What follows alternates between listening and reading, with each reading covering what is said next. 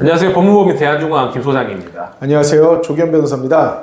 진짜 저희 컨텐츠 할 게 너무 많네요. 쏟아져 나옵니다. 최근에 그 좀 유명한 유튜버 같은데 갓성은인가? 네. 부천 쪽에서 엄청난 방송을 하시는 분 같아요. 아주 기괴한 방송으로 기괴하다. 정말 좋은 표현인 것 같습니다. 예. 13세와 동거하며 성관계를 했다. 13세면 초등학교 6학년 아닌가요? 만 13세니까요. 중학교 1학년일 거고요. 중1이나 중2 정도로 보이고 의제강간 연령 중에서는 13세 미만이 있고 13세 이상이 있는데 13세니까 의제강간 연령 중에서는 13세 이상 미성년자입니다. 약간 다릅니다. 의제강간이 뭔가요? 의제강간이라는 거는 너무 나이가 어린 사람이랑 성관계를 하면은 합의하에 성관계를 했어도 그 사람을 처벌하도록 규정된 것을 의제강간이라고 합니다. 우리나라는 미성년자 의제강간을 만 13세 미만인 애들이랑은 성관계를 하면은 누구나 처벌받아요. 고등학생이나 중학생 이런 애들이 더 어린 초등학생이랑 성관계하면은 중학생이나 고등학생이라도 처벌을 받는다는 거죠.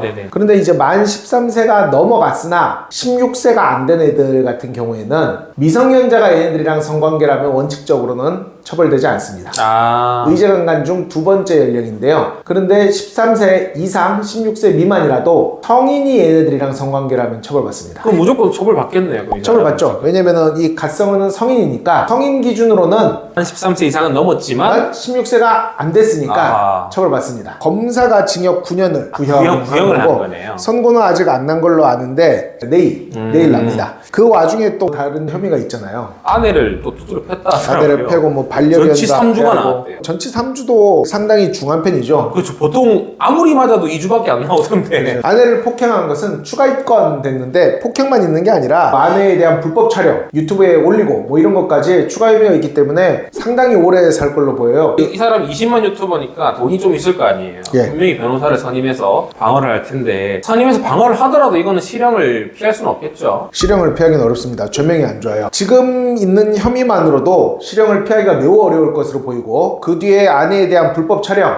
혹은 아내에 대한 폭행까지 이 실형 선고 이후에도 추가적인 선고형이 늘어나서 사실 상당히 장기간 교도소 생활을 할 것으로 보입니다. 또 한 가지 궁금한 점이 생기는데 만 13세에서 16세 그럼 16세 이상이 되면은 미성년자라도 성인과 성관계를 하면은 문제가 없다는 건가요? 법적으로는 그렇습니다. 법적으로는 16세 이상의 경우 16세 이상이라면 고등학생 정도 되겠죠? 만 16세 이상인 만 16세니까요. 고등학교 2학년이나 3학년 이런 애들이랑은 성인이 성관계를 해도 괜찮을 것처럼 보이지만 사실은 전혀 그렇지 않습니다. 성인이 만약 이런 애들이랑 성관계를 하면 성인은 아동에 대한 성적 학대로 처벌받습니다. 합의하에 해도 계약서를 적었어도 계약서를 적어도 안 됩니다. 원래 법은 그렇지 않지만 현재 재판 실무가 성인이 미성년자랑 성관계를 하면은 그냥 다 처벌해요. 그럼 쉽게 얘기하면 그냥 성인은 성인이랑만 해라. 성인이랑만 하고. 그러면 저희 대한중앙에서 저희 대표 변호사님이 좀 미성년자 의제강간에 관해서 성공 사례가 있나요? 있죠. 사실 이거는 남학생이 매우 억울한 케이스였어요. 이 사건 같은 경우에는 남학생이 그때 당시에 고2였어요. 고2. 그리고 여학생은 실제 나이는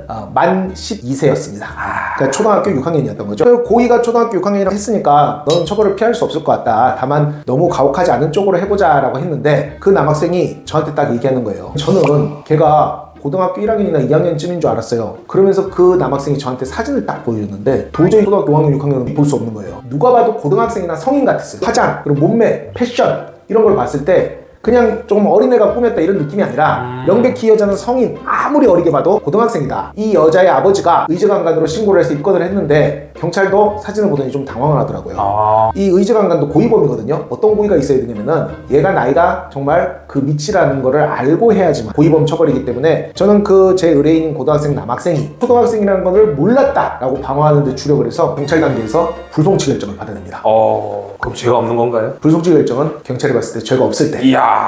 일단 고등학생끼리 성관계를 하는 것 자체는 합법이에요. 그거 자체로 범죄로 취급되지도 않습니다. 그런데 여자애가 너무 어렸기 때문에 만 12세밖에 안 됐기 때문에 수사가 개시될 수밖에 없었으나 제가 적절히 방어를 해서 그 고등학생 남학생을 살려준 케이스입니다. 빠르네요. 미성년자랑 성관계를 한다는 게 사회적으로도 도덕적으로도 지탄받아야 될 것은 마땅하지만 많은 경우에 이 미성년자인 여자애들이 나이를 속여 매춘이나 이런 목적으로 물론 그런 애들도 나름대로 보호받아야 될 필요성은 있으나 명백히 미성년자인 줄 모르고 성관계를 했는데 예를 들어 제가 아까 얘기를 했지 않습니까? 대부분의 경우 미성년자랑 성관계를 하면 성인들이 다 처벌받는다 했지만 미성년자인 여자애가 만 18세, 남자는 이제 만 19세 이런 경우에 연애에서 성관계한다고 꼭 처벌받지는 않습니다. 사안에 따라 다르지만 어쨌든 미성년자의 성을 착취하려는 형태 이런 거는 마땅히 처벌받아야 되겠죠. 오늘은 부천에서 아주 기괴한 방송을 하시는 갓성은 씨 기사를 토대로 뭐 미성년자와의 성관계에 대해서 한번 콘텐츠 다뤄봤습니다. 앞으로도 좋은 콘텐츠로 찾아뵙겠습니다. 감사합니다. 감사합니다.